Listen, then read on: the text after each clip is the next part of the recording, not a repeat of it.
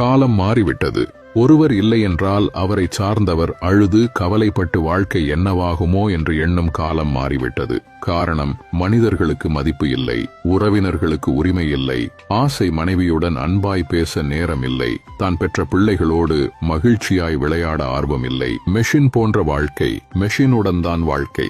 மனைவி இல்லை என்றாலும் பரவாயில்லை, மொபைல் இருக்கிறது. உறவினர்கள் இல்லை என்றாலும் பரவாயில்லை, பேஸ்புக் இருக்கிறது. நண்பர்கள் இல்லை என்றாலும் பரவாயில்லை, வாட்ஸ்அப் இருக்கிறது. அக்காலத்தில் கிடைத்த சந்தோஷத்தில் இப்பொழுது 75% சந்தோஷம் கிடைக்காத காரணம் மொபைல்தான். நாம் வாழும் வாழ்க்கை மிக குறுகிய காலமே. நேரத்தை மொபைல் என்ற மெஷினுடன் போக்காமல் சந்தோஷமாக வாழ வழி தேடுவோம். தேடுவது கூகுளில் அல்ல, குடும்பத்தார்களிடம், நண்பர்களிடம் பேசுவதின் மூலம், சிந்திப்பதின் மூலம், விளையாடுவதின் மூலம் நம் வாழ்க்கை சிறப்பாக இருக்கும். ஒரு நாளைக்கு 1 மணி நேரமாவது உயிரற்ற பொருட்களை தூக்கி எறிந்துவிட்டு உயிருள்ள பொருட்களுக்கு மதிப்பு கொடுப்போம். எப்போதும் போல ஃபார்வேர்ட் மெசேஜ் என்று அலட்சியப்படுத்தாமல் நம் வாழ்க்கையை அழகாக்குவோம். உன் வாழ்க்கை உன் மொபைலில் இல்லை, உன் அன்பு பேச்சில் இருக்கிறது.